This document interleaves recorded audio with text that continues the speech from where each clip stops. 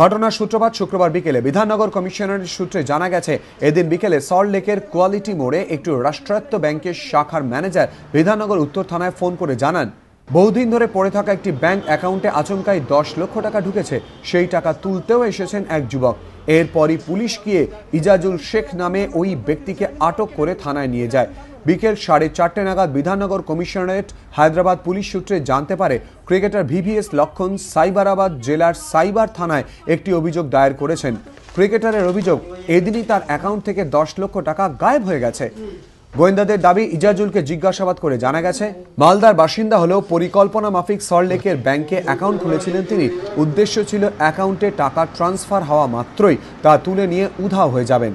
পুলিশের দাবি, লক্ষণের হায়দ্রাবাদের ব্যাংক অ্যাকাউন্ট থেকে 10 লক্ষ টাকা হাতিয়ে তা সল্টলেকের ব্যাংক থেকে তুলতে এসেছিলেন ইজাজুল, কিন্তু শেষ মুহূর্তে পরিকল্পনা বানচাল হয়ে যায়। গোয়েন্দাদের দাবি, নেট ব্যাংকিং এর মাধ্যমে ভুয়ো অ্যাকাউন্টে টাকা ট্রান্সফার করিয়ে তা হাতিয়ে নেওয়ার একটি আন্তঃরাজ্য চক্রের সদস্য ইজাজুল। ব্রাঞ্চ ম্যানেজারের সন্দেহ হওয়াতে ব্রাঞ্চ ম্যানেজার, যেরকম আমরা আগে মিটিংগুলোতে বলে রেখেছি, অ্যাকর্ডিংলি উনি পুলিশ স্টেশনে আইসি সাহেবকে জানান। আইসি সাহেব টিম পাঠিয়েই রেখেছিল। ছেলেটি যখন আসে তখন তাকে অ্যাপ্রিহেন্ড করা হয়। সাইবারাবাদ থেকে একটা মেল আমরা পাই, যেখানে স্পষ্ট করে বলা আছে যে এই টাকাটি ভিভিএস লক্ষ্মণের অ্যাকাউন্ট থেকে ফ্রডুলেন্টলি তোলা। পুলিশ জানিয়েছে, শনিবার ধৃতকে বিধাননগর মহকুমা আদালতে তোলা হবে। সাইবারাবাদের পুলিশকেও বিষয়টি জানানো হয়েছে। সেখানকার পুলিশ এসে ইজাজুলকে ট্রানজিট রিমান্ডে হায়দ্রাবাদ নিয়ে যাবে। রাজস্বী দত্তগুপ্ত ও জয়ন্ত পাল, এবিপি আনন্দ, কলকাতা।